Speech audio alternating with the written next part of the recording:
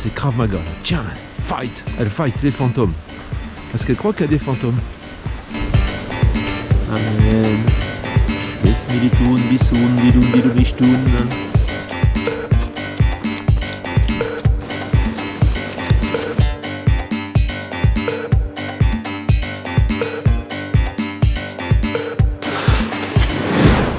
Bonjour tout le monde. Bonjour tout le monde. Ah, vous avez pas vu. Pascal, il a un nouveau jouet. Il a un GoPro qui s'allume avec la voix. Elle m'obéit en fait. Du coup, il dit GoPro, enregistre GoPro, arrête-toi. Il est tout fou. Il a enfin trouvé une femme, une chaussure à son pied qui l'obéit au doigt et à l'œil. Alors Pascal, comment tu te sens avec ta nouvelle femme qui t'obéit? Elle est pas trop bien fichue en fait. Elle a pas de forme. Elle est carrée avec des petits pieds, mais elle en a 3 des pieds et une espèce de tige. Je sais pas, elle est vraiment mal foutue. Quoi. Elle fait vraiment pas envie. Tout le monde sait qu'on peut pas tout avoir dans la vie. Ouais, mais enfin là quand même il y a des limites. Bon, la famille. Il y en a un qui a râlé parce que je réponds pas aux messages. Je réponds pas aux commentaires. Je réponds aux commentaires et je lis tous les commentaires. Alors j'ai un problème. C'est que j'arrive pas à mettre un rond vert comme quoi j'ai vu le commentaire si j'ai pas répondu aux autres au préalable. Ce qui fait que ça traîne et souvent je m'en occupe le vendredi. Principalement parce que le vendredi j'ai pas de montage le samedi matin. Ça change pas grand chose puisque j'ai le montage le samedi soir de toute façon et je suis quand même à la bourre. Et puis après il vient chez moi et au lieu d'être avec moi il est sur son téléphone et il répond aux messages. Ouais. Et après c'est moi qui râle. C'est ça. Alors qu'est-ce que je dois faire?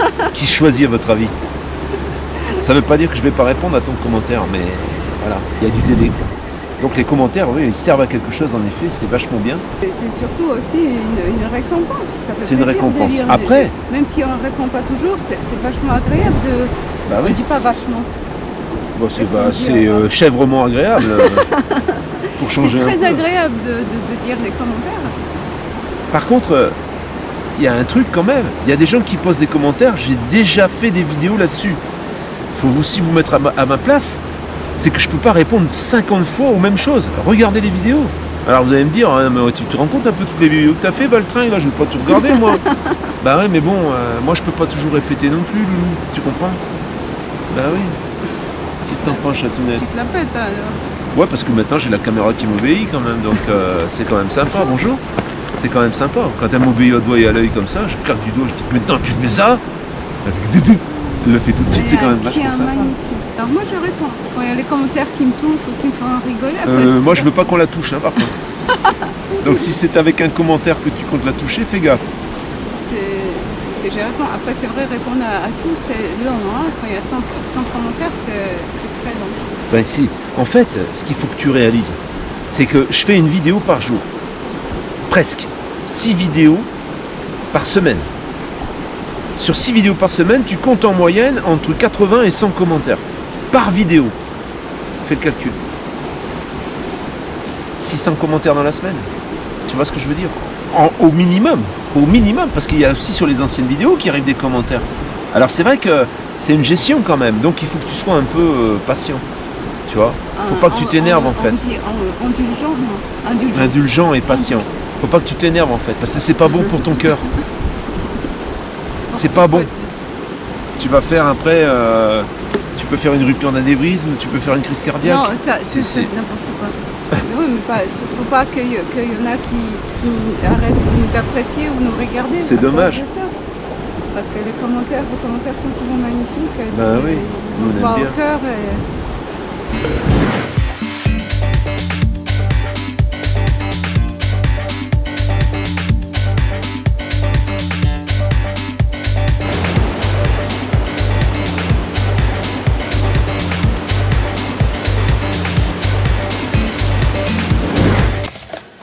Moi j'ai une question.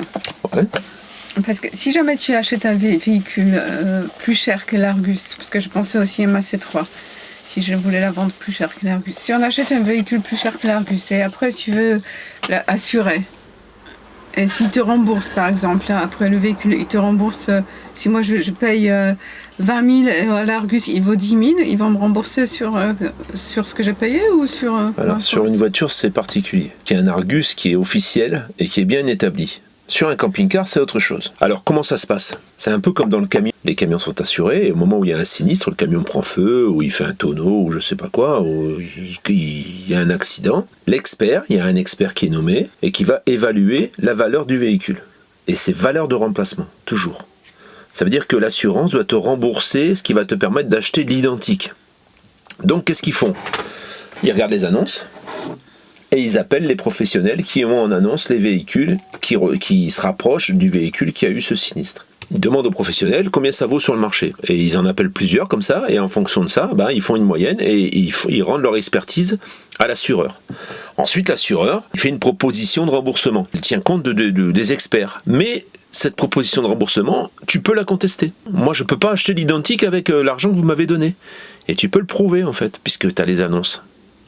Donc s'il te rembourse par exemple 30 000 et que toi tu sais que pour trouver ce véhicule tu dois mettre 40 000 euros et que tu n'en trouveras pas à moins de 40 000 euros, c'est la valeur de remplacement qui va compter. Alors sauf bien sûr pour certaines assurances, comme par exemple moi je suis assuré à la MAF, et à la MAF on m'a demandé pour combien je voulais l'assurer.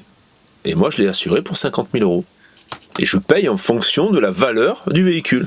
Ah, ça veut dire que tu vas pas donner la valeur que tu as payée, tu donnes la valeur en fait, parce que moi j'ai rajouté plein de choses dedans, donc j'ai donné la valeur que j'estimais ce camping-car à 50 000 euros. Et alors du coup, si jamais tu as un problème, ces questions ne se posent pas, ils te remboursent sur la valeur de 50 000. Il y a toujours une question qui se pose en fait, malgré tout. Ils vont toujours regarder le véhicule s'il était conforme, tout et tout. Et du coup... Ça a l'air appétissant. Elle veut bouffer mon yaourt. Elle en voulait pas, mais à chaque fois que je mange quelque chose, elle veut le bouffer. C'est un truc de dingue. Donc ce que je disais, faut pas s'inquiéter quand tu payes un camping-car au-delà de la cote, parce que la cote en fait, elle n'est pas vraiment officielle. La cote Argus pour un camping-car, une cote sur un véhicule, je crois que c'est 6 ans, et après 6 ans, c'est fini. Donc les cotes qui sont ensuite créées par les magazines, etc., c'est pas des cotes officielles, et c'est pas des cotes qui tiennent compte du prix du marché. Une cote, normalement, elle doit tenir compte du prix de revente. Moi, j'ai plein de cotes. Il n'y a pas que des cotes qu'elle a d'ailleurs.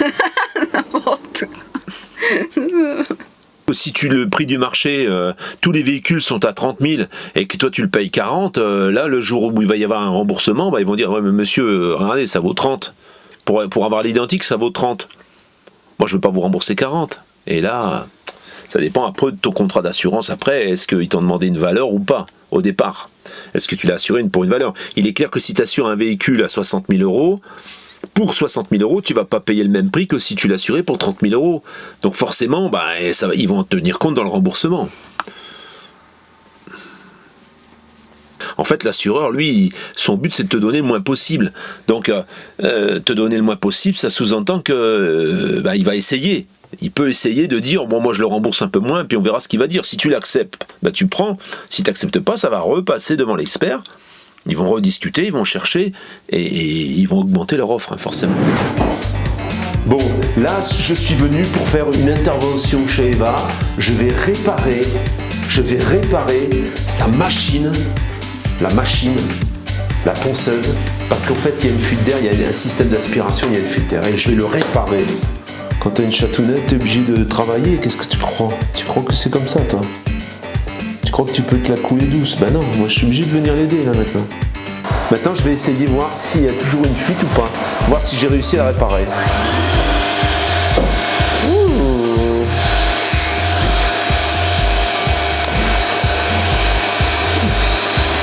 Moi aussi je peux faire onglerie, hein. Non, bah ça marche, hein.